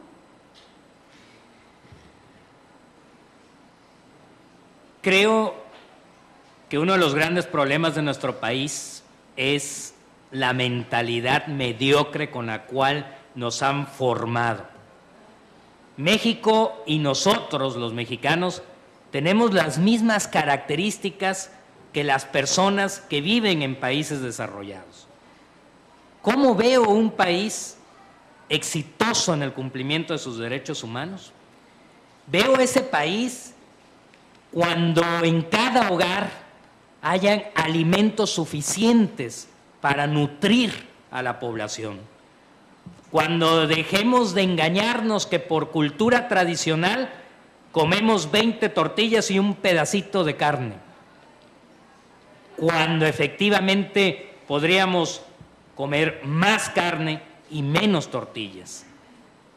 También veo un país cuando tenga acceso a la canasta básica, cuando el salario mínimo verdaderamente sea un salario máximo que alcance para cumplir con todas las necesidades. También veo un cumplimiento de derechos humanos cuando la economía produzca los suficientes empleos, cuando las personas no tengan que pasar meses y meses pregonando y rogando porque se les dé un empleo. También veo un México que pueda ser exitoso en los derechos humanos cuando podamos caminar libremente por las calles, ir a un banco sin temor a ser asaltados, poder pensar que nuestras esposas pueden ir al supermercado sin el riesgo a que les vayan a robar en el estacionamiento. También veo un México exitoso en derechos humanos cuando podamos llegar a las instituciones de salud y estén los medicamentos que necesitamos. 30 segundos. Y el sueño de ver un país exitoso en los derechos humanos podría ser cuando dejemos de medir el Producto Interno Bruto y midamos el índice de felicidad de los mexicanos como lo hace Bután, un país que existe y que no tiene ese indicador y sin embargo mide la felicidad de las personas que habitan en ese país. Búsquenlo, el Reino de Bután en Asia. Muchas gracias. Licenciado Alday López Cabello, hablando de esto de la felicidad, leí hace algunos días en una encuesta de que los mexicanos se consideran felices y bueno, no entendemos estas respuestas, ¿no? ¿En qué nos basamos? No sé si quiera responder a esta pregunta, o regresamos en cuanto al catálogo legal de los derechos humanos, cómo funcionaría o si se va a lograr que funcione de la mejor forma. Claro, el catálogo de derechos humanos está bastante completo, eso no hay duda, y se complementa tanto a nivel nacional como internacional, y ya comentaban mis colegas, México tiene todo lo que hay que firmar, firmado, ratificado y legalmente en operación. La cuestión es la aplicación, la eficacia y demás. Pero también otro punto importante de la eficacia de los derechos humanos radica en el conocimiento que tenemos nosotros, los destinos, los objetos de estos derechos, de ellos. O sea, saber cuáles son los derechos a los que tenemos acceso y cómo tener acceso a ellos cuando son violentados o no son respetados por una autoridad. Para mí eso es importante. Y sí, el índice de felicidad, yo también lo leí por ahí, que los mexicanos somos muy felices estando como estamos, pero bueno, habría que ver en base a qué se midió, ¿no? Bueno, les puedo platicar un poquito, tenemos tiempo, de cuáles son estos derechos, cómo se dividen. Un tratadista que se llama Norberto Bobbio denomina los 4 derechos de los modernos. Nosotros somos los modernos, para que no quede duda. Y esencialmente los divide en el derecho a la reunión, a la asociación, a la opinión y los derechos personales. Esta primera parte, esta primera esfera de derechos, pues nos da ya bastantes garantías, pero sin embargo hay que complementarlas, y hay que complementarlas para poder vivir en un Estado democrático que a su vez respete estas garantías o estos derechos. Y los complementamos con derechos políticos, derechos de participación ciudadana, que se reconozca el sufragio universal, las reglas básicas de la democracia, que son 6, también están por ahí por el mismo autor. Y, a fin de cuentas, una parte también fundamental, derechos sociales. Y los derechos sociales, el doctor Bojorquez ya ha hecho mención a ellos, el derecho a la alimentación, el derecho a la educación, etcétera. Hay 2 que son fundamentales para el juego democrático. El primero es el derecho a una vida digna y el segundo lo califican como el derecho a la educación. Estos 2 se consideran esenciales para el juego democrático porque mientras nosotros tengamos una vida digna o el acceso a una vida digna donde podamos comer 3 veces al día o consumir alimentos suficientes, medicamentos, etcétera, no vamos a estar sujetos a programas sociales que sean gotas de agua en el desierto para la subsistencia familiar. 30 segundos. Y no vamos a deberle nada a ningún partido político y por lo tanto vamos a poder ejercer nuestro voto libremente. Y el derecho social a la educación va en función de la preparación de los ciudadanos para incorporarse a esta democracia interactiva que mencionaba el doctor Bojorquez, donde podamos libremente e informadamente ejercer las decisiones. Entonces, estos 3 conjuntos de derechos van a permitir, como les decía, a su vez, que se cree un Estado, un modelo democrático que siga respetando estos derechos. Es un juego de 2 piezas y entre que las 2 se embonen es como vamos a obtener los resultados de eficiencia en la aplicación de los derechos humanos y de respeto a ellos. Tenemos un minuto para el licenciado José Luis González Martínez y aquí voy a esto y de verdad que me da mucho gusto ver a estudiantes, también estoy estudiando ahora otra carrera, Administración Pública, y sin duda alguna, se los digo, cuando vamos creciendo nos vamos dando cuenta de que necesitamos saber y a diario vamos conociendo y vamos aprendiendo cosas nuevas. Yo creo que de nosotros depende, y digo yo como estudiante, el querer tener un mejor país, pero si nos detiene un claro ejemplo, un mínimo ejemplo, un agente de tránsito y no sabemos cuáles son nuestros derechos o jamás hemos leído el reglamento, ¿de qué manera, no? El señor nos puede decir esto, oiga, sí, pero yo. Entonces también depende mucho de nosotros, los derechos humanos, independientemente que estén las instancias, la Procuración de Justicia, la Comisión Estatal Nacional Internacional de Derechos Humanos, yo creo que es de cada uno, ¿no? De saber, de aprender, y a veces pareciera que al gobierno le conviene tener a gente ignorante, pero yo creo que nosotros ya tenemos los ojos bien abiertos y para que las próximas generaciones igual, ¿no? Sigan preparándose. Por supuesto. Es su turno, ya habíamos terminado. No, sí, es un minuto de contrarréplica.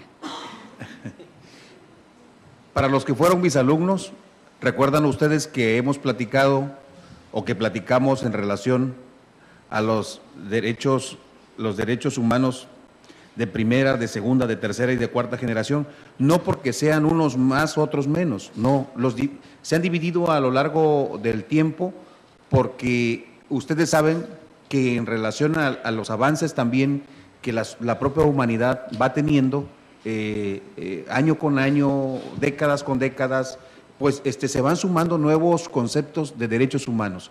Por eso cuando les preguntaban a mis compañeros que si México ya tiene un catálogo completo de derechos humanos o le hace falta algo más, de alguna manera hemos coincidido en el sentido de que el catálogo de derechos humanos muy amplio que existe, que se conoce hasta este momento, México lo tiene. Sin embargo, seguramente vendrán nuevas formas de vida, de existencia, inclusive hacia el espacio sideral, que tendrán que ser tomadas en consideración para nuevas generaciones de derechos humanos.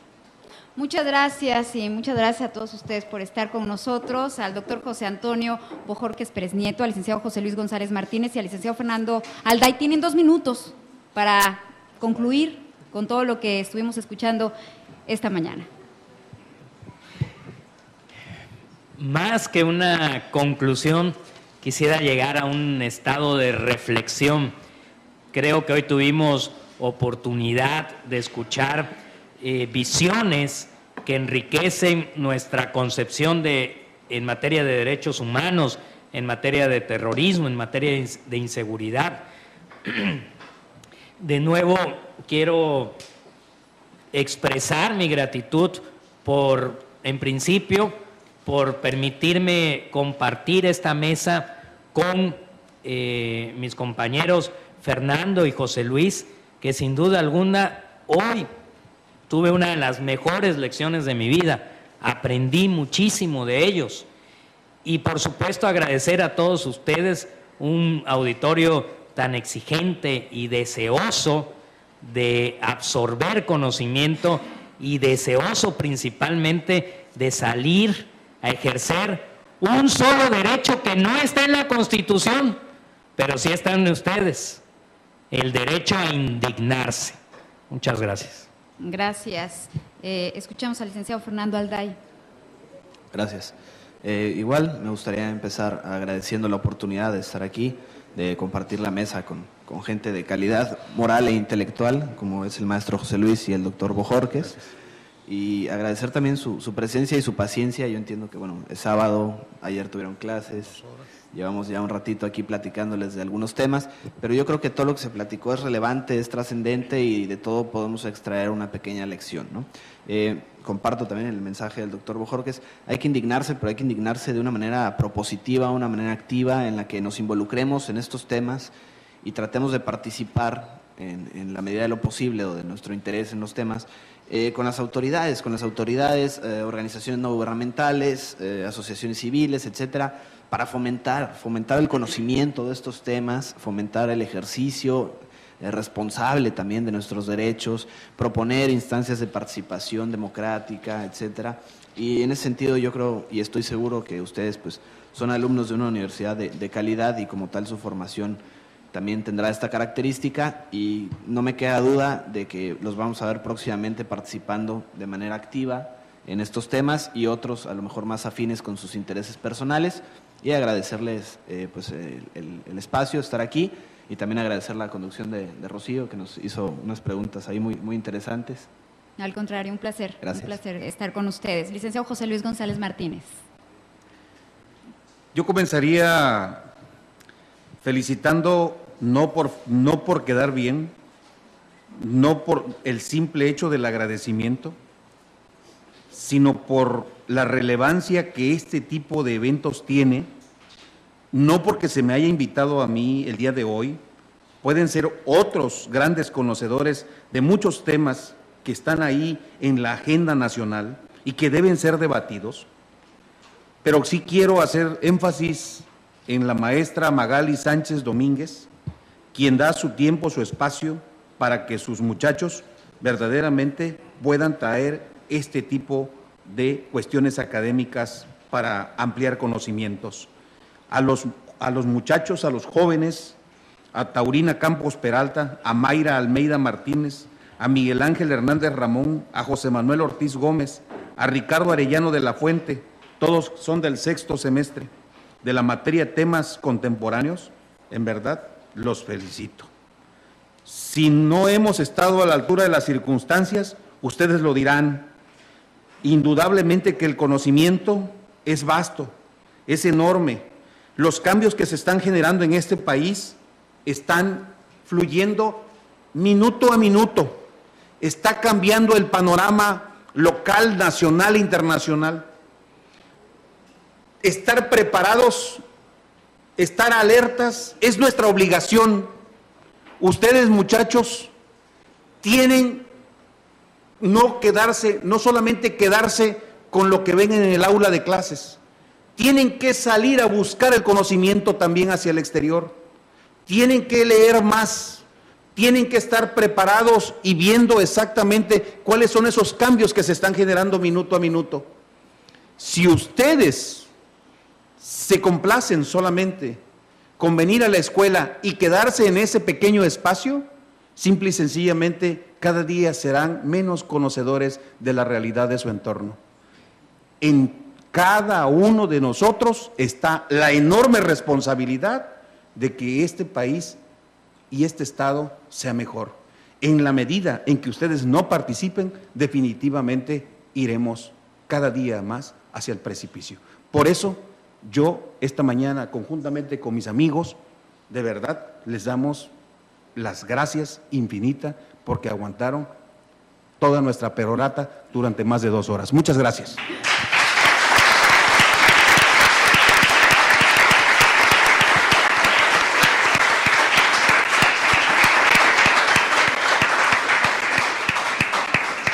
De nueva cuenta, muchas gracias, maestra Magali Sánchez Domínguez, un buen grupo.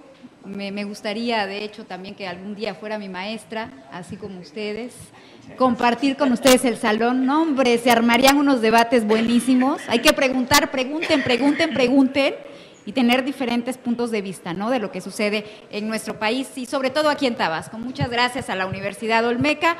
Cedo el micrófono a la maestra, entregará unos reconocimientos. Buenos días, buenas tardes ya. Sí, buenas tardes. De igual forma quiero agradecer la presencia de todos y cada uno de ustedes, de los maestros que nos acompañaron, de la licenciada Rocío Jiménez y particularmente felicitar al equipo por este trabajo tan arduo que imprimieron para llevar a bien el evento, que no es algo muy fácil y ustedes lo saben de antemano, ¿no?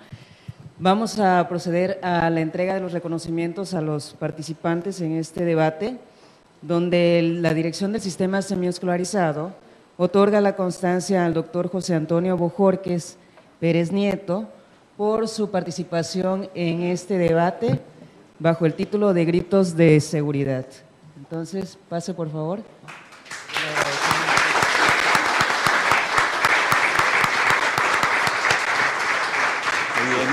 Y un presente por parte de los participantes.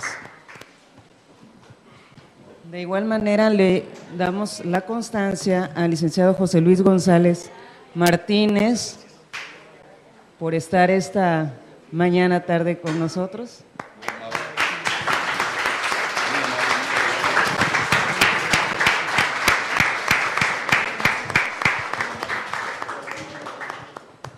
Y al licenciado Fernando Alday López Cabello, también que hizo el gusto de poder acompañarnos.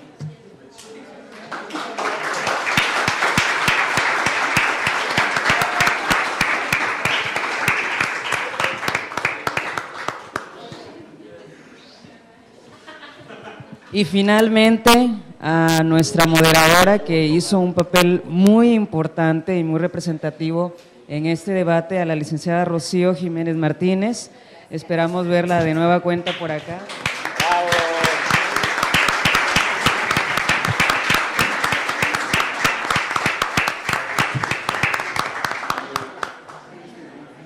Qué bonito. Bien, y con esto concluimos nuestro evento del día de hoy. Nada más quisiera la foto del recuerdo para con los participantes y los chicos que realizaron el evento. Por favor, licenciada, ¿nos acompaña?